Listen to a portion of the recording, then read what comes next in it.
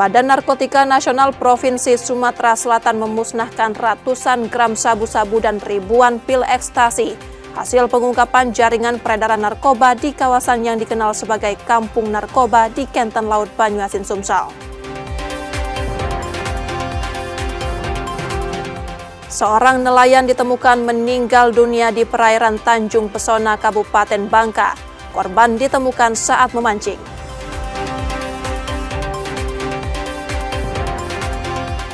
Arus mudik kereta api pada periode Nataru 2025-2026 kian padat.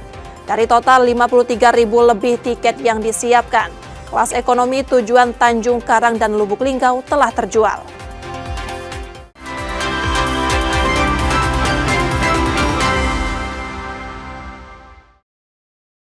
Selamat pagi saudara, apa kabar Anda hari ini? Seperti biasa kami akan membuka hari Anda dengan sejumlah laporan menarik dari Sumatera Selatan dan daerah lain di Sumatera bagian selatan. Selain berita utama tadi masih ada informasi menarik lainnya yang akan kami sampaikan. Bersama saya Rizka Sylviana, inilah Kompas Pagi selengkapnya di Kompas TV Independen, terpercaya.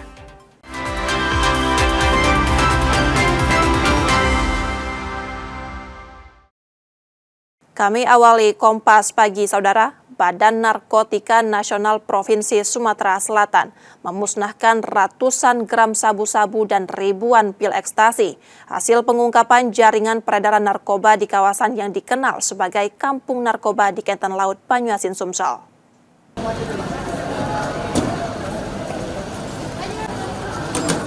Arus mudik kereta api pada periode Nataru 2025-2026 terus menguat. Hingga 18 Desember 2025, tercatat 46.990 tiket atau sekitar 88% dari total 53.640 tiket yang disediakan PT KAI Divre 3 Palembang telah terjual. Tiket kelas ekonomi tujuan Tanjung Karang dan Lubuk Linggau bahkan sudah habis. Tingginya animo masyarakat direspon dengan penambahan rangkaian kereta.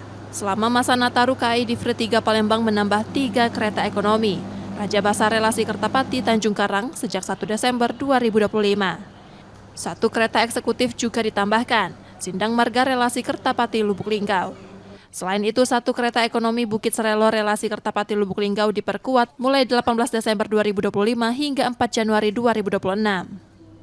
Aspek keselamatan dan keamanan penumpang tetap menjadi prioritas utama.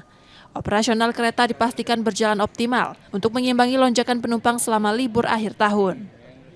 Sampai tanggal 4 Januari itu yang ekonomi baik ke Tanjung Karang maupun ke Linggau sudah habis.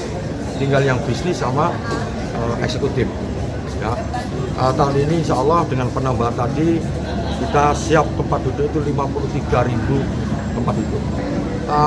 Titik ekstrim sebenarnya kami ada di Penimur Niru, ya itu daerah Metan. Memang ada titik-titik cukupan yang tinggi, yang kiri kanannya itu lembah. Nah itu kami siagakan posko 24 jam. Dan satu lagi ada yang namanya AMUS kami itu, alat material untuk siaga. Nah, jadi kalau ada apa-apa banjir itu ada batu balas, ada rel, ada pipa, itu ya itu siap untuk dikirim ke lokasi. Bagi warga, kereta api tetap menjadi pilihan utama karena dinilai lebih nyaman dan aman untuk perjalanan jarak jauh. Kalau naik kereta itu santai, terus sampainya juga cepat. Ya kalau pakai mobil kan ada jalan-jalan yang rusak, jadi kayak kekuatan ranting. Rencananya kan masuk tanggal 12, rencananya tanggal 10. Untuk mendukung kelancaran layanan, Posko Operasi Angkutan Nataru 2025-2026 dibuka mulai 18 Desember 2025 hingga 4 Januari 2026. Muhammad Reza Pahlevi, Kompas TV, Palembang, Sumatera Selatan. Sementara itu, seorang penjahat kambuhan kasus pencurian kembali ditangkap polisi. Tersangka ditangkap setelah mencuri di rumah tetangganya.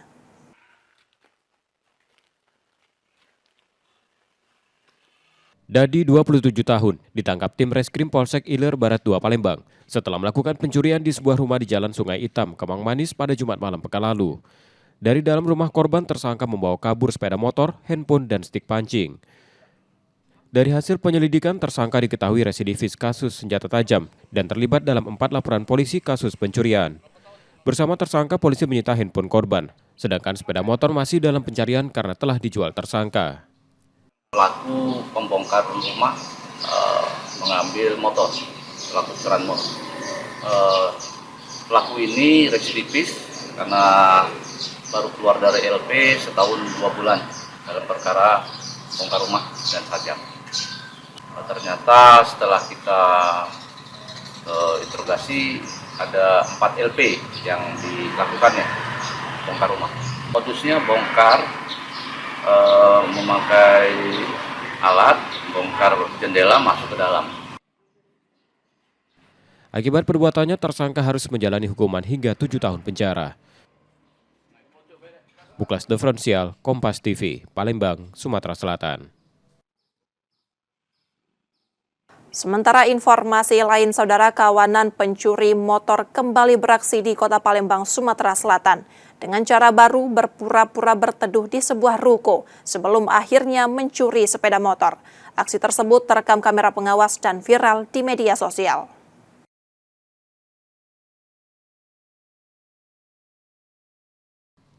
Aksi pencurian terjadi di salah satu toko kawasan Pasar Pagi Jalan Macan Lindungan, Bukit Baru Ilir Barat 1, Palembang pada Minggu dini hari lalu. Dalam rekaman CCTV, terlihat 2 pelaku merusak pintu ruko, lalu membawa kabur motor yang terparkir di dalam ruko. Salah satu pelaku terlihat mengenakan jaket ojek daring dan bertugas mengawasi situasi, sementara satu pelaku lainnya menjalankan aksi pencurian.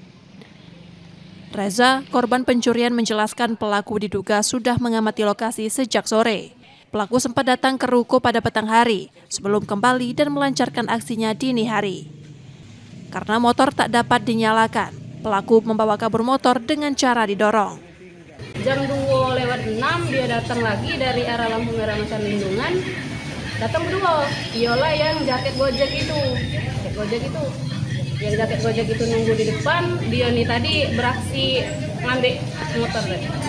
Sudah, motor lagi keluarnya, pintu terbuka sebelah, ditinggalinya dalam keadaan terbuka sebelah. Sudah tuh dia pergi, di stepnya motor tuh ngarah ke Tanjung Bobok juga. Tidak hidup motor tuh. Jam 2 dini hari mereka datang kembali berdua. Satu di antaranya menggunakan jaket Gojek menunggu di depan, dan satunya beraksi setelah berhasil mengeluarkan motor tersebut, dibawa kabur dengan cara di step. Peristiwa pencurian ini telah dilaporkan ke Polsek Ilir Barat 1 Palembang bersama rekaman CCTV sebagai barang bukti. Buklas Diferensial, Kompas TV, Palembang, Sumatera Selatan. Yang juga jadi sorotan, saudara, pasca banjir bandang yang melanda Aceh Tamiang, warga perlahan bangkit. Dengan peralatan seadanya, mereka mulai membersihkan rumah dari genangan lumpur yang tersisa, sembari bergotong royong memulihkan akses jalan dan fasilitas umum yang ikut terdampak.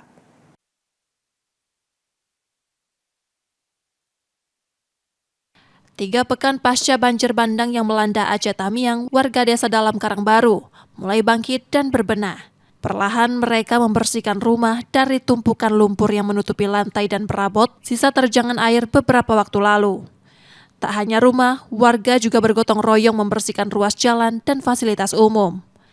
Lumpur yang menutup akses utama diupayakan disingkirkan agar jalan kembali bisa dilalui kendaraan roda 2 maupun roda 4. Sejak sepekan terakhir, aktivitas pembersihan dilakukan dengan peralatan seadanya. Di tengah keterbatasan, warga berupaya memulihkan lingkungan sambil berharap adanya bantuan alat berat untuk mempercepat proses pengangkatan lumpur. Ya. Bang, ini sudah berapa lama Bang dengan warga di sini bersih-bersih rumah sebenarnya? Kurang lebih sudah 2 minggu Bang, 14 hari. Sampai sekarang masih belum selesai? Sampai sekarang belum selesai juga Bang. Karena lumpur juga berdatangan kan dari rumah. Kebetulan rumah agak rendah, pasar juga tinggi, jadi lumpur buang ke jalan, balik lagi ke rumah, begitu dan seterusnya Bang. Berarti di daerah kita ini fokusnya bersihin lumpur dulu ya, di jalan maupun di rumah ya? Untuk saat ini seperti itu Bang, keadaannya Bang. Iya. Kalau di dalam rumah banyak juga Bang, lumpur Bang? Kalau untuk di dalam rumah kurang lebih 20 cm Bang, kedalaman lumpur. Lumpur kan? Setinggi Iya, 20 cm? Setinggi 20 cm. Sulit nggak bersihnya Bang? Sangat sulit Bang. kami butuh alat-alat seperti cangkul, sekop untuk membersihkan rumah. Kesulitannya apa Bang? Karena memang lumpurnya terlalu tebal atau seperti apa? Untuk kesulitan Bang, dikarenakan lumpur juga tebal, keras, juga airnya juga sudah tidak ada Bang. Jadi kami ya betul-betul seperti nyangkul tanah. Keras ya? Keras, sangat keras Bang. Bagi warga yang rumahnya rusak parah, upaya bangkit dilakukan dengan membangun hunian sementara dari bahan yang tersedia. Langkah sederhana ini menjadi penopang awal kehidupan, sembari menanti bantuan untuk membangun kembali rumah yang hancur. Ya harapan kami ya gimana kalau bisa ya rumah kami ini adalah dibantulah secepatnya kan gitu kan. Jadi dapatlah kami sayang sama anak-anak gitu kan. Tempat tinggal yang layak lah gitu, secepatnya lah gitu kan. Pada pemerintah ataupun siapa aja kan yang bisa membantu, ya kami mohonlah bantuannya secepatnya gitu. Berarti selain air, sembako dan listrik, kalau bisa ada hunian sementara dibangun. Ada hunian sementara untuk dibangun. Urgent apa ya? Penting apa? Penting. Hingga kini sisa lumpur masih menjadi persoalan di sejumlah wilayah. Saat kering, lumpur mengeras dan sulit dibersihkan. Sementara saat hujan, permukaannya kembali licin dan lengket, menghambat aktivitas warga yang tengah berjuang memulihkan kehidupan mereka. Nur Muhammad, Yudi Kiswanto, Kompas TV, Aceh Tamiang, Aceh.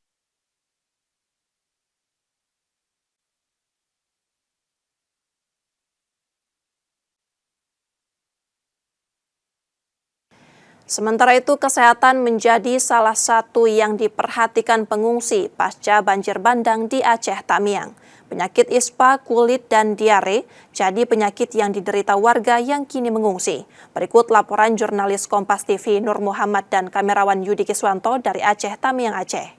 Pasca bencana banjir bandang yang terjadi di Kabupaten Aceh Tamiang setelah 3 pekan terakhir, kondisi kesehatan masyarakat tentunya menjadi salah satu perhatian semua pihak yang harus dijaga agar masyarakat tetap dalam kondisi sehat selama masa pemulihan pasca bencana banjir bandang ini. Dan di beberapa titik yang ada di Kabupaten Aceh Tamiang ini sudah berdiri beberapa posko kesehatan, salah satunya yang ada di posko ini. Selamat malam dokter, dengan siapa dok? Selamat malam Mas, dengan Dr. Rizaldi. Dokter, kalau boleh tahu di posko pelayanan kesehatan ini apa aja yang kita sediakan dok? Jadi di sini kami menyediakan layanan triase, baik itu triase hijau ataupun triase kuning dan triase merah sebelum pasien kami rujuk.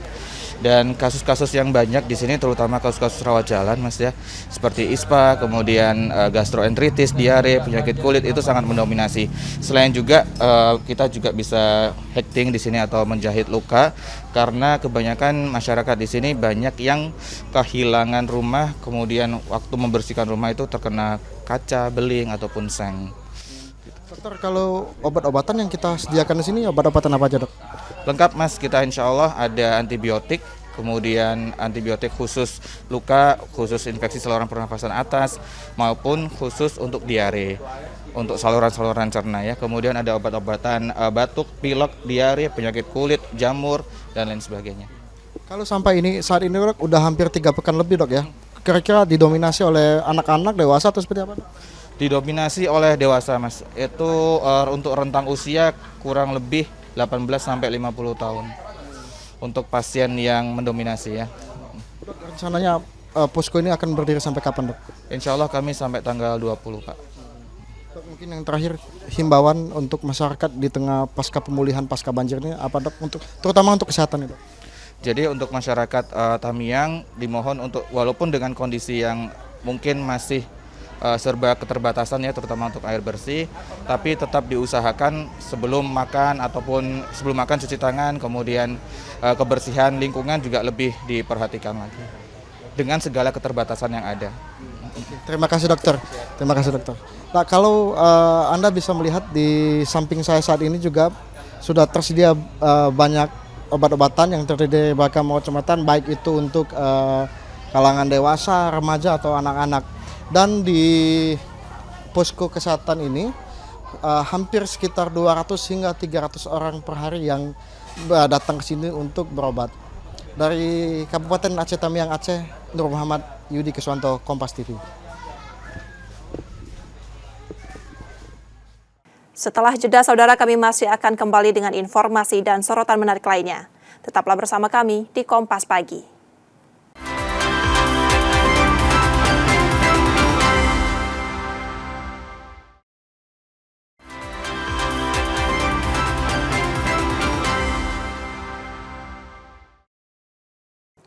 Saatnya kita akan melihat sorotan dari daerah di Sumatera bagian selatan, saudara. Informasi dari Bangka Belitung, seorang nelayan ditemukan meninggal dunia di perairan Tanjung Pesona, Kabupaten Bangka. Korban ditemukan saat memancing.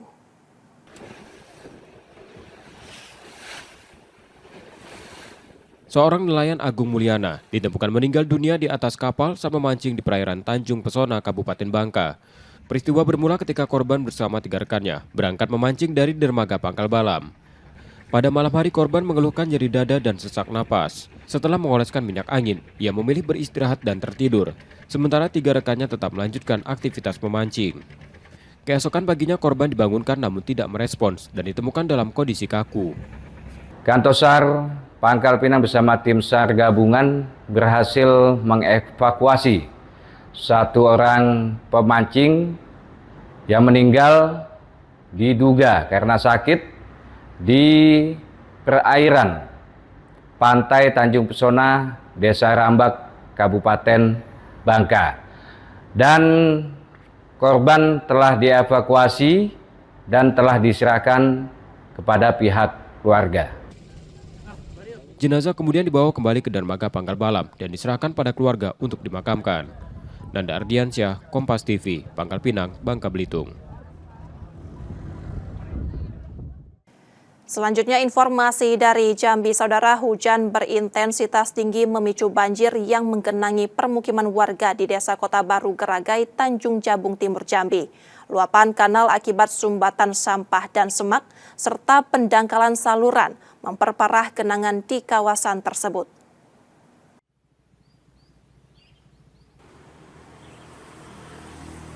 Banjir kembali menggenangi permukiman warga di Desa Kota Baru Geragai, Tanjung Jabung Timur, Jambi. Hujan berintensitas tinggi membuat debit air kanal meningkat hingga meluap, diperparah sumbatan sampah dan semak serta kondisi kanal yang mengalami pendangkalan.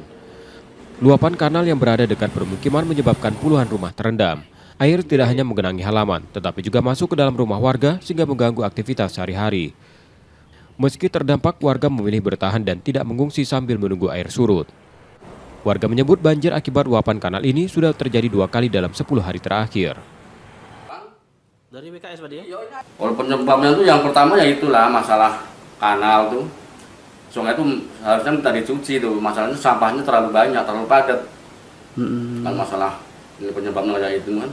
Yang kedua kalinya memang hujan terlalu deras. Jadi diakibatkan kanalnya tidak mampu.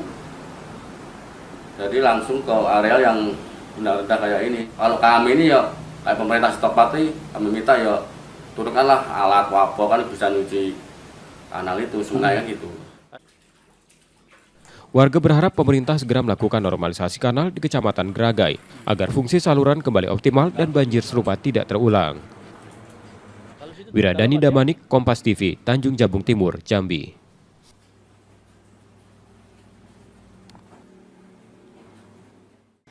Sementara itu, Universitas Bengkulu mengirimkan 22 relawan untuk membantu korban bencana di Sumatera Barat dan Aceh. Selain itu, kampus juga membebaskan biaya kuliah bagi 11 mahasiswa yang terdampak banjir dan tanah longsor.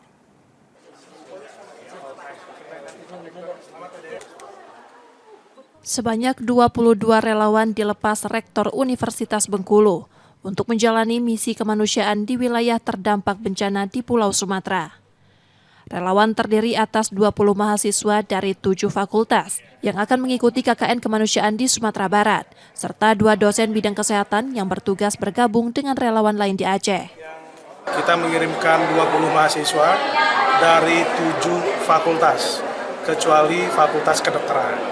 Khusus untuk Fakultas Kedokteran, kita mengirimkan 1 orang dokter sebagai dosen di kita untuk melakukan misi kemanusiaan di daerah Provinsi Aceh bersamaan dengan 1 dosen dari FMIPA, persisnya dari program studi farmasi, Beliau seorang apoteker, mudah-mudahan misi kemanusiaan ini bisa dijalankan dengan baik. Mahasiswa relawan akan terlibat dalam pendampingan masyarakat, mulai dari bantuan trauma healing pasca bencana hingga membantu warga yang membutuhkan. Kesempatan menjalani misi ini menjadi kebanggaan bagi mahasiswa setelah melalui serangkaian seleksi. Kalau sejauh ini sudah ada diskusi dari kawan-kawan, itu kami ingin mengadakan kayak kegiatan-kegiatan mulai dari trauma healing, sosialisasi, dan membantu warga bersih-bersih di sana. Dan juga sudah banyak support dukungan dari dosen-dosen yang ingin menyalurkan sumbangan dari program kami. Selain memberangkatkan relawan, Universitas Bengkulu juga menggratiskan biaya kuliah untuk 11 mahasiswa yang terdampak bencana, sebagai upaya meringankan beban agar mereka tetap dapat melanjutkan perkuliahan. Bayazir Al-Raihan, Kompas TV, Bengkulu. Yang juga jadi sorotan saudara, sepasang suami istri ditemukan tewas di dalam rumahnya di Tanggamus. Korban yang dikenal sebagai pengusaha toko sembako itu diduga meninggal akibat penganiayaan. Sementara keluarga menyebut tidak ada barang berharga korban yang hilang.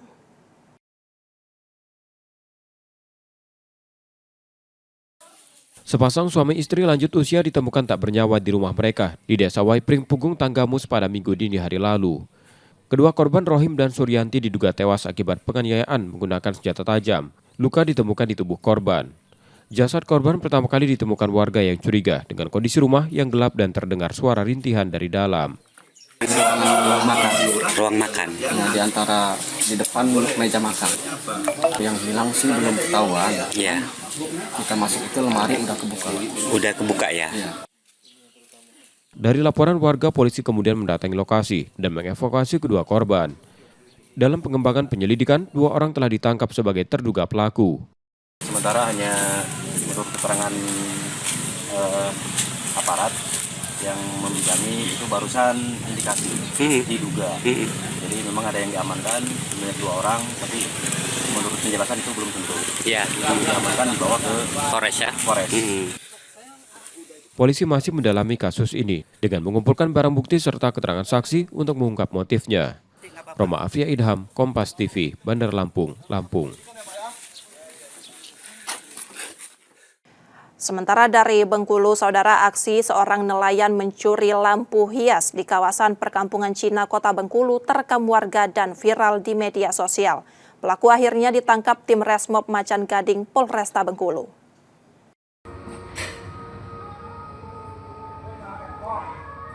Rekaman video amatir warga memperlihatkan aksi pencurian lampu hias di kawasan perkampungan Cina Kota Bengkulu. Video tersebut cepat menyebar dan menjadi viral di media sosial. Dalam rekaman, pelaku tampak tanpa curiga melepas lampu hias dari tiang penerangan lalu membawanya pergi. Aksi pencurian itu dilakukan pada siang hari. Dari video tersebut, tim Resmob Macan Gading Polresta Bengkulu melakukan penangkapan. Pelaku HA akhirnya ditangkap di rumahnya. Dari pemeriksaan awal, pelaku mengaku lampu hias hasil curian telah dijual. Uang tersebut digunakan untuk memenuhi kebutuhan hidup sehari-hari karena ia tidak dapat melaut karena cuaca buruk. Sementara yang kita kemarin fokus yang di kejadian yang di Kampung Cina. Nah, ini yang kita dalami apakah bersangkutan memang spesialis atau baru sangat ini, ya, karena kita masih melakukan pemeriksaan. Oh, sudah dijualnya tuh? Sudah. Infonya sudah dijual, itu sekitar 100.000 harganya. Saat ini pelaku masih menjalani pemeriksaan di Polresta Bengkulu. Bayazir Al-Raihan, Kompas TV, Bengkulu. Demikian tadi saudara sorotan dari daerah di Sumatera bagian selatan. Sesaat lagi kami akan kembali. Tetaplah di Kompas Pagi.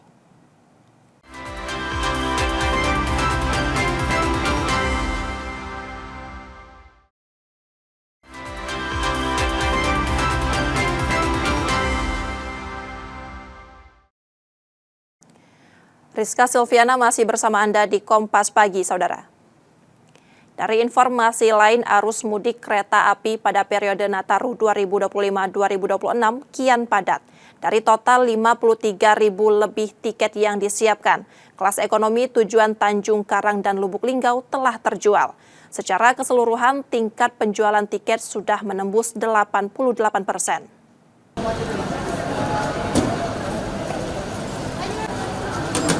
Arus mudik kereta api pada periode Nataru 2025-2026 terus menguat. Hingga 18 Desember 2025, tercatat 46.990 tiket atau sekitar 88% dari total 53.640 tiket yang disediakan PT KAI Divre 3 Palembang telah terjual. Tiket kelas ekonomi tujuan Tanjung Karang dan Lubuk Linggau bahkan sudah habis. Tingginya animo masyarakat direspon dengan penambahan rangkaian kereta. Selama masa Nataru, KAI Divre 3 Palembang menambah 3 kereta ekonomi. Raja Basah relasi Kertapati Tanjung Karang sejak 1 Desember 2025. 1 kereta eksekutif juga ditambahkan, Sindang Marga relasi Kertapati Lubuk Linggau. Selain itu, 1 kereta ekonomi Bukit Serelo relasi Kertapati Lubuk Linggau diperkuat mulai 18 Desember 2025 hingga 4 Januari 2026. Aspek keselamatan dan keamanan penumpang tetap menjadi prioritas utama. Operasional kereta dipastikan berjalan optimal untuk mengimbangi lonjakan penumpang selama libur akhir tahun. Sampai tanggal 4 Januari, itu yang ekonomi, baik ke Tanjung Karang maupun ke Lubuk sudah habis. Tinggal yang bisnis sama eksekutif. Ya. Tahun ini insya Allah dengan penambahan tadi, kita siap tempat duduk itu 53.000 tempat duduk. Titik ekstrim sebenarnya kami ada di Penimur Niru, ya itu daerah hutan. Memang ada titik-titik kebuban yang tinggi, yang kiri kanannya itu lembah. Nah itu kami siagakan posko 24 jam, dan satu lagi ada yang namanya AMUS, kami itu alat material untuk siaga. Nah, jadi kalau ada apa-apa banjir itu ada batu balas, ada rel, ada pipa, itu siap untuk dikirim ke lokasi. Bagi warga, kereta api tetap menjadi pilihan utama karena dinilai lebih nyaman dan aman untuk perjalanan jarak jauh. Kalau naik kereta itu santai, terus sampainya juga cepet. Ya kalau pakai mobil kan ada jalan-jalan yang rusak, jadi kayak warna-warni. Rencananya kan masuk tanggal 12, rencananya tanggal 10. Untuk mendukung kelancaran layanan, Posko Operasi Angkutan Nataru 2025-2026 dibuka mulai 18 Desember 2025 hingga 4 Januari 2026. Muhammad Reza Pahlevi, Kompas TV, Palembang, Sumatera Selatan. Sementara itu, Puskesmas Pak Jo mencatat lonjakan kunjungan pasien dalam beberapa hari terakhir. Kasus demam berdarah denggi dan gangguan saluran pernapasan meningkat signifikan.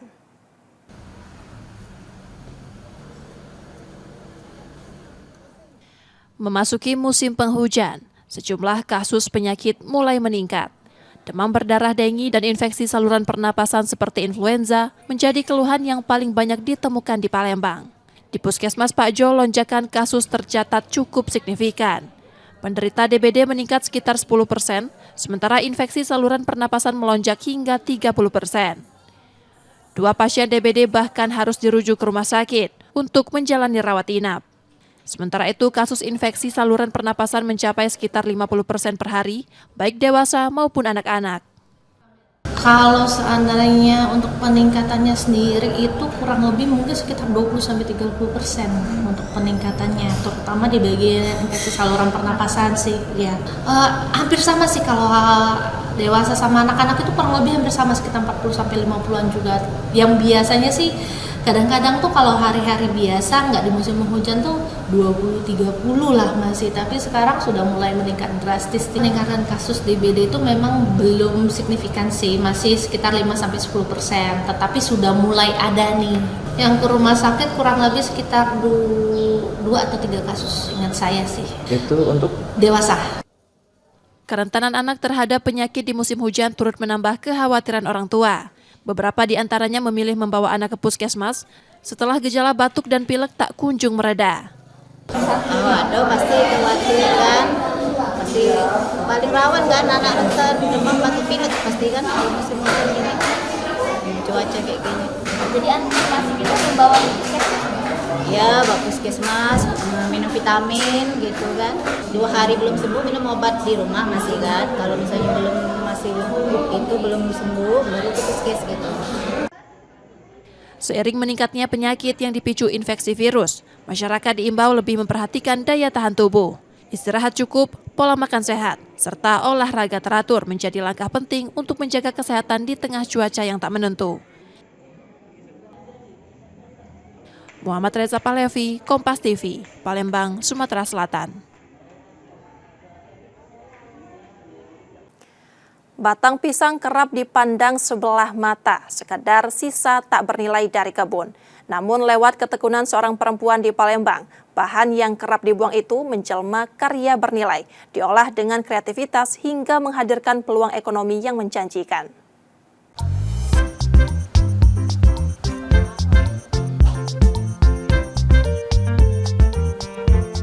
Gagasan ini tumbuh pada 2021 sesudah pandemi, memberi jeda panjang untuk merenung. Berawal dari menonton konten di platform berbagi video tentang filosofi buah kelapa, Rita Novalita lalu menoleh ke sekitar. Pohon pisang yang melimpah di halaman rumah orang tuanya menjadi sumber inspirasi baru. Tahap awal pengerjaan tak sederhana dan sangat bergantung pada cuaca. Batang pisang yang ditebang harus dikeringkan, proses yang bisa memakan waktu hingga sepekan agar seratnya awet. Seiring waktu, kebutuhan produksi menjadi lebih efisien ketika lembaran serat pisang mulai tersedia di pasaran. Dari tangan Rita, beragam produk lahir, botol minum, tas lempang, dompet, pouch, tote bag, hingga wadah kartu identitas. Meski berbahan batang pisang, kualitasnya tak kalah dengan produk sejenis, tahan lama, bahkan tahan air. Produk-produk ini dipasarkan dengan harga berkisar Rp50.000 hingga Rp400.000, menyesuaikan tingkat kerumitan. Pemesanan dapat dilakukan secara daring maupun luring. Terus ambil batangnya, disamak ya ibaratnya, dijemur. Prosesnya kita jemur, sudah dijemur dikupasin, diamplas, biar dia licin gitu kan, diamplas. Sudah itu dijemur lagi, dikasih lempok, dikasih ini pengerasnya. Kita pakai karton padi gitu kan, terus dilempok, divernis, baru bisa jadi. Baru diproses jadi tas atau yang lain, ya baratnya yang alami gitu, yang nggak ada efek-efek bau kimianya, buatan lokal gitu. Alhamdulillah di tanah air mas, karena proses finishing terakhir kan kita kasih kayak vernis gitu yang untuk kedap air gitu mas. Jadi nggak kalah lah ibu ya dengan. Iya, karena konsumen ada yang sudah kan 2021 ini sudah 2025 ya, ada yang sudah 3 tahun masih tasnya. Karyanya juga telah melangkah ke ruang pamer, salah satunya di Pelabuhan Tanjung Priok, menandai perjalanan limbah yang bertransformasi menjadi nilai. Muhammad Reza Pahlevi, Kompas TV, Palembang, Sumatera Selatan.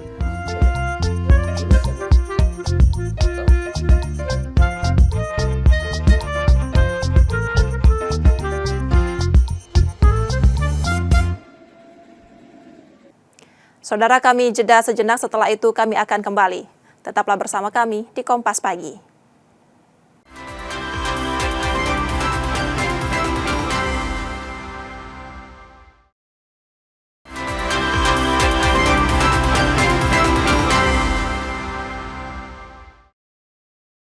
Terima kasih saudara, Anda masih menyaksikan Kompas Pagi. Jika Anda tidak sempat menyaksikan sorotan utama kami, berikut laporan utama Kompas Pagi hari ini.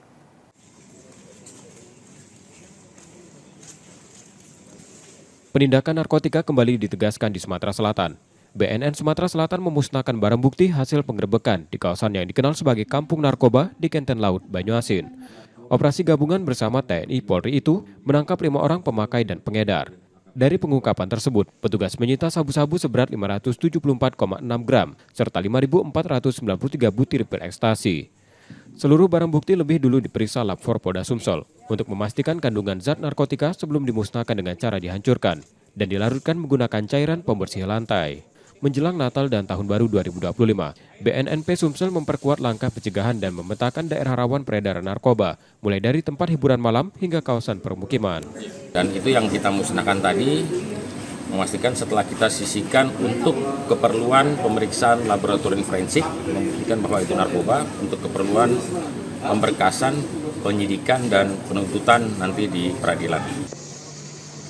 Dari survei Badan Narkotika Nasional 5 tahun terakhir, Sumatera Selatan berada di peringkat kedua nasional, dengan prevalensi pengguna narkoba mencapai sekitar 5%. Muklas Differensial, Kompas TV, Palembang, Sumatera Selatan.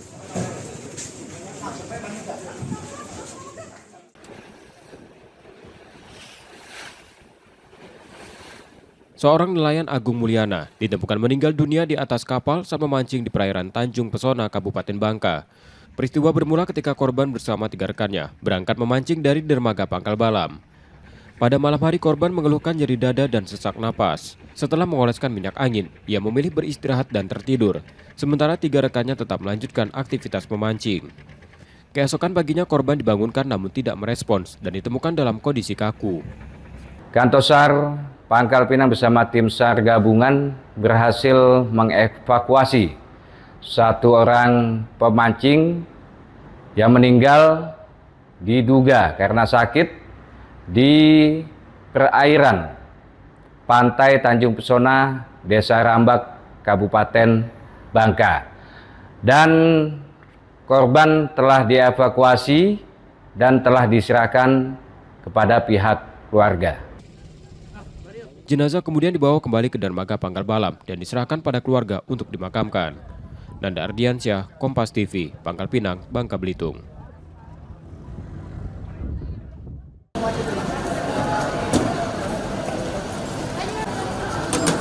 Arus mudik kereta api pada periode Nataru 2025-2026 terus menguat. Hingga 18 Desember 2025, tercatat 46.990 tiket atau sekitar 88% dari total 53.640 tiket yang disediakan PT KAI Divre 3 Palembang telah terjual. Tiket kelas ekonomi tujuan Tanjung Karang dan Lubuk Linggau bahkan sudah habis. Tingginya animo masyarakat direspon dengan penambahan rangkaian kereta. Selama masa Nataru, KAI Divre 3 Palembang menambah 3 kereta ekonomi. Raja Basah relasi Kertapati Tanjung Karang sejak 1 Desember 2025. 1 kereta eksekutif juga ditambahkan, Sindang Marga relasi Kertapati Lubuk Linggau. Selain itu, 1 kereta ekonomi Bukit Serelo relasi Kertapati Lubuk Linggau diperkuat mulai 18 Desember 2025 hingga 4 Januari 2026. Aspek keselamatan dan keamanan penumpang tetap menjadi prioritas utama. Operasional kereta dipastikan berjalan optimal untuk mengimbangi lonjakan penumpang selama libur akhir tahun. Sampai tanggal 4 Januari, itu yang ekonomi, baik ke Tanjung Karang maupun ke Lubuk sudah habis. Tinggal yang bisnis sama eksekutif. Ya. Tahun ini insya Allah dengan penambahan tadi, kita siap tempat duduk itu 53.000 tempat duduk. Titik ekstrim sebenarnya kami ada di Penimur Niru, ya itu daerah Metan. Memang ada titik-titik cukupan yang tinggi, yang kiri kanannya itu lembah. Nah itu kami siagakan posko 24 jam. Dan satu lagi ada yang namanya AMUS kami itu, alat material untuk siaga. Nah, jadi kalau ada apa-apa banjir itu ada batu balas, ada rel, ada pipa, itu ya. Itu siap untuk dikirim ke lokasi. Bagi warga, kereta api tetap menjadi pilihan utama karena dinilai lebih nyaman dan aman untuk perjalanan jarak jauh. Kalau naik kereta itu santai, terus sampainya juga cepat. Ya kalau pakai mobil kan ada jalan-jalan yang rusak, jadi kayak kekuatan tinggi. Rencananya kan masuk tanggal 12, rencananya tanggal 10. Untuk mendukung kelancaran layanan, Posko Operasi Angkutan Nataru 2025-2026 dibuka mulai 18 Desember 2025 hingga 4 Januari 2026. Muhammad Reza Pahlevi, Kompas TV, Palembang, Sumatera Selatan. Informasi tadi saudara menjadi akhir dari Kompas pagi hari ini. Saudara, media adalah pilar yang menjaga keseimbangan informasi. Dengan menonton program berita Kompas Pagi, Anda membantu memastikan media terus ada, menyajikan berita yang dapat dipercaya. Kembali kami mengingatkan bagi Anda yang ingin berbagi informasi atau kritik dan saran, dapat mengakses media sosial kami. Akhirnya saya Rizka Silviana pamit, tetaplah menyaksikan Kompas TV, independen, terpercaya. Terima kasih sudah menonton dan sampai jumpa.